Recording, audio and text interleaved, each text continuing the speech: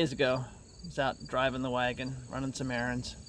After my first stop, got back in, turned the key, and the engine started, but when the starter went to disengage, it didn't do it silently. It gave me some whining noise. Then after about a second of that, it stopped. Got to my next stop, turned the engine off, ran my errand, came back, turned the key, and all I got was the whining noise for the first 2 or 3 times I tried turning the key. So I've decided to rebuild the starter. I got a rebuild kit from Jeff at the Corvair Ranch, and it includes a new Bendix, a solenoid, and seals, probably a bushing or two. We'll see. But I think it's the Bendix that was crapping out. First thing to do, disconnect the battery. I've done that. So, next thing I did, jacked it up, moved the wheel, put it up on a jack stand, and tried to push it off the jack stand and failed, so that's all good. The fail is a success. I've got small sockets to disconnect the leads going to the solenoid, and then I've got a couple of 9/16 wrenches to remove the 2 bolts that hold the starter to the bell housing. So now I'll just jam my hands up in there and do the job. So to tear down a starter, you remove, screw back there, screw there, one on the opposite side. That allows you to remove the solenoid. Then there are 2 very long screws that go all the way down into this housing.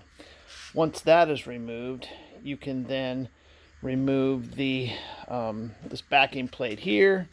That gives you access to the stator. The other thing that will have to happen is that there is a circlip here that has to come off so that the pivot, the actuator from the solenoid to the Bendix can be pulled free. It's a fork, you'll see when I get it apart further. So when I bring you back, I'll have this off, I'll have that off, I'll have that pin out. All right, it's worth noting here, see these little ears off of here?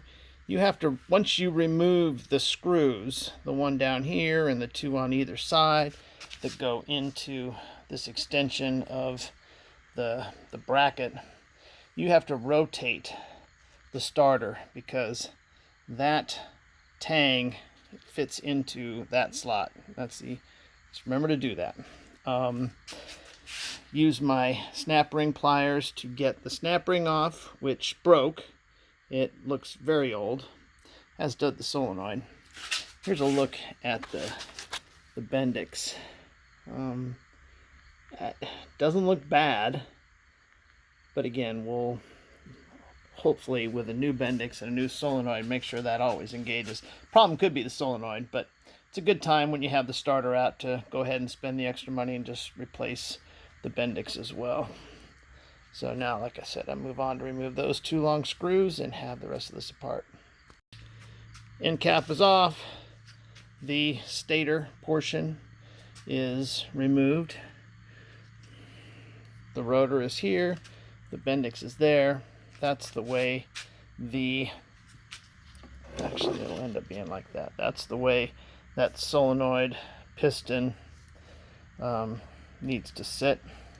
But now that it's out, I can move it off to the side, and then the starter bracket is out of the way.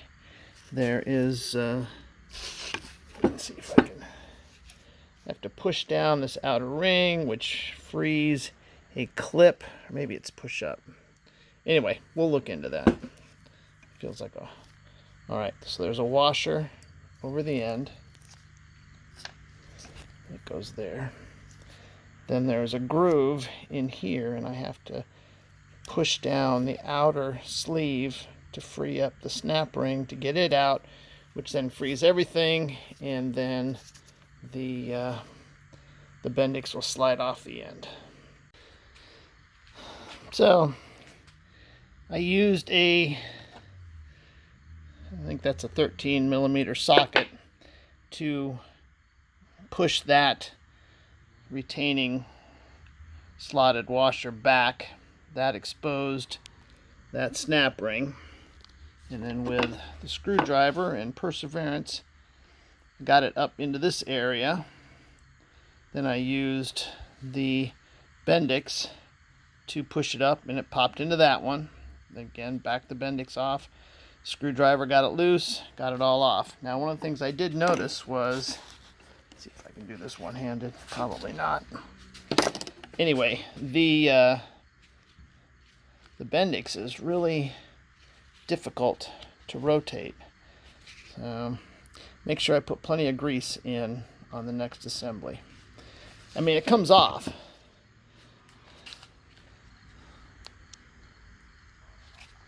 You kind of have to rotate it because of the way it works, but that took some effort. All right, we'll get it off the rest of the way.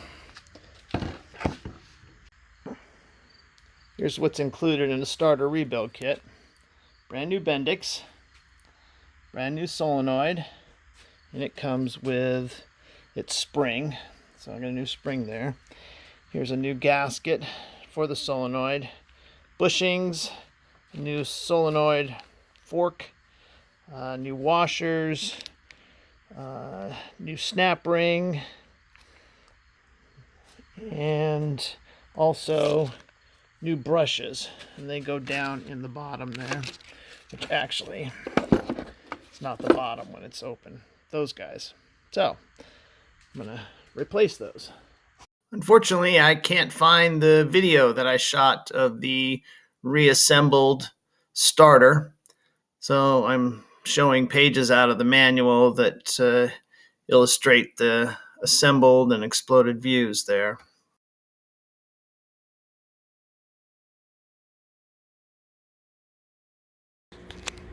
All right, a couple more projects dealt with.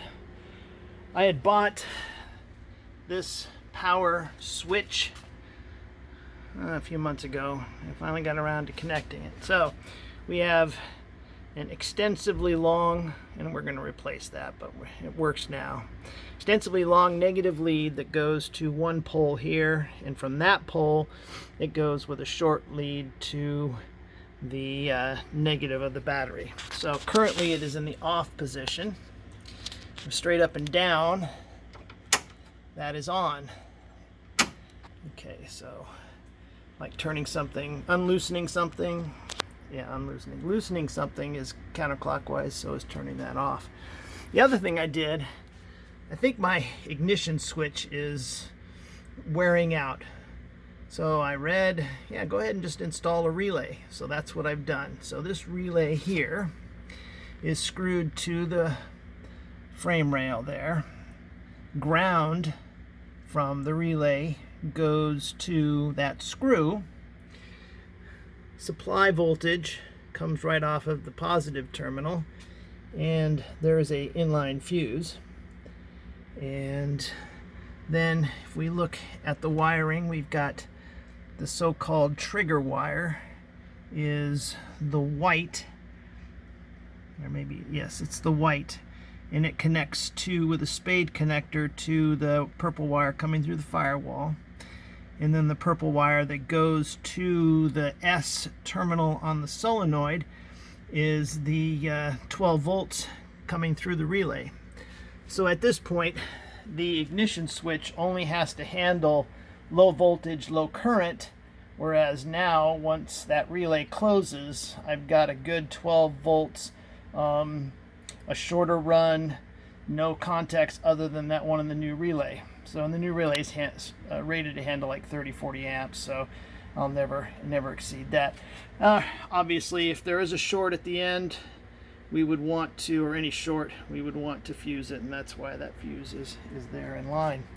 What this allows me to do is shut off power to the car, not draining the battery then while it sits for a while, if that happens, and then I can permanently, all right, not permanently, I can attach this panel and not worry about having to remove it in order to get to what used to be the power disconnect that was right on the battery. So that's what I'll do. There's the panel, a couple of screws there, And that means that when I do want to start the car after it's sat for a while, or after I've turned that to the off position, then I just have to lift the engine lid, which I haven't been putting any screws in.